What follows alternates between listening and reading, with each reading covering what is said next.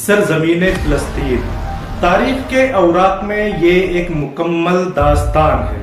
قدیم زمانوں میں جب دنیا کی بڑی سلطنتیں اپنے عروج پر تھیں، ایک سرزمین ایسی بھی تھی جو سب کی نگاہوں کا مرکز بنی ہوئی تھی، اور یہ سرزمین تھی فلسطین۔ یہ وہ خطہ تھا جو 3 بر اعظموں کے درمیان واقع ہونے کی وجہ سے ہمیشہ فوجی، مذہبی اور تجارتی مرکز بنا ہوا تھا، اور اسی اہمیت نے اسے بار بار حملوں اور فتوحات کا میدان بنا دیا۔ ابتدا میں یہ علاقہ کنعان کے نام سے جانا جاتا تھا۔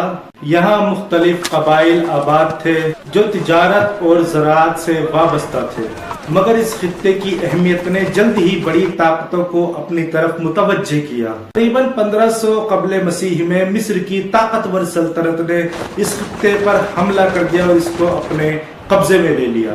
مصریوں نے یہاں قلعے تعمیر کیے اور اسے اپنی تجارتی راستوں کا اہم حصہ بنا لیا۔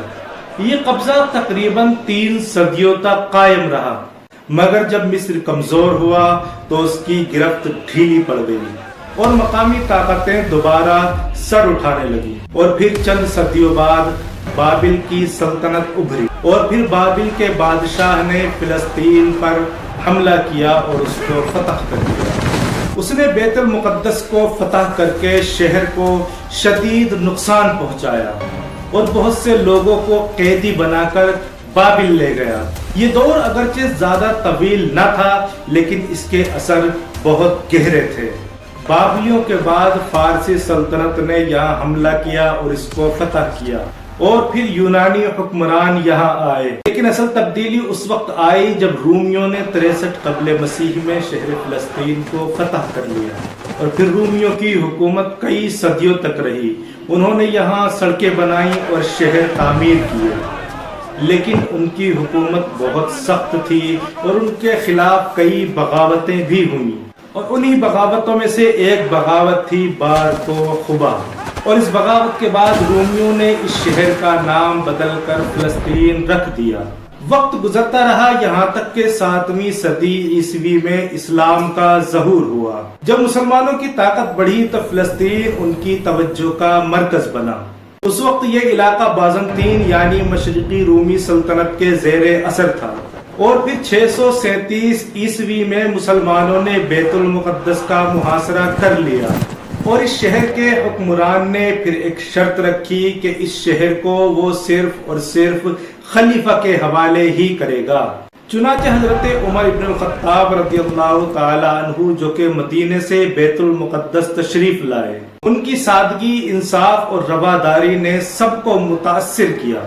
انہوں نے ایک تاریخی معاہدہ کیا جس کے مطابق عیسائیوں اور دیگر مذہب کے لوگوں کو مکمل آزادی دی گئی، اور اس طرح بغیر کسی بڑی خوریزی کے فلسطین اسلامی خلافت کا حصہ بن گیا۔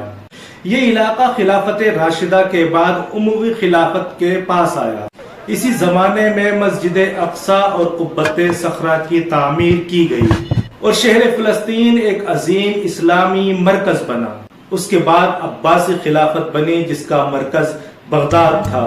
فلسطین ان کے زیر انتظام رہا، اور شہر فلسطین علم، تجارت اور ثقافت کا بھی مرکز بنا، اگرچہ اس کی مذہبی اہمیت ہمیشہ نمایاں رہی۔ پھر 11ویں صدی میں یورپ سے صلیبی جنگوں کا آغاز ہوا۔ 1099 میں صلیبی افواج نے بیت المقدس پر قبضہ کر لیا اور شہر میں شدید قتل عام کیا۔ یہ فلسطین کی تاریخ کا انتہائی دردناک باب تھا، لیکن یہ قبضہ زیادہ دیر قائم نہ رہ سکا، اور پھر 12ویں صدی میں ایک عظیم مسلم سپہ سالار ابھرا جس کو دنیا سلطان صلاح الدین ایوبی کے نام سے جانتی ہے۔ سلطان صلاح الدین ایوبی نے مسلمانوں کو متحد کیا اور صلیبیوں کے خلاف فیصلہ کن جنگ لڑی۔ اس جنگ میں صلیبیوں کی شکست ہوئی، اور پھر سلطان صلاح الدین ایوبی نے بیت المقدس کو فتح کر لیا۔ اور سب سے اہم بات یہ تھی کہ سلطان صلاح الدین ایوبی نے شہر میں عدل اور انصاف کیا، کسی پر بھی ظلم نہیں کیا، اور عام لوگوں کو امان دی، جو سلطان صلاح الدین ایوبی کے اعلیٰ کردار کی مثال ہے۔ اور پھر 1517 عیسوی میں فلسطین خلافت عثمانیہ کا حصہ بن گیا۔ عثمانیوں کا یہ اقتدار تقریباً 400 سال تک قائم رہا۔ اس دوران فلسطین میں امن رہا اور مختلف مذہب کے لوگ ساتھ میں رہتے تھے، لیکن 20ویں صدی کے آغاز میں حالات نے ایک بار پھر کروٹ لی۔ ورلڈ وار 1 کے دوران عثمانی سلطنت تھوڑی کمزور پڑ گئی اور پھر 1917 میں برطانیہ نے فلسطین پر قبضہ کر لیا۔ اس سال بالفور ڈکلیریشن جاری کیا گیا، جس میں فلسطین میں یہودیوں کے لیے قومی وطن کی حمایت کی گئی۔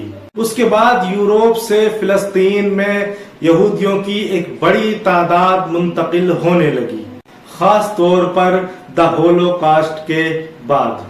اس سے عربوں اور یہودیوں کے درمیان کشیدگی شدید ہو گئی۔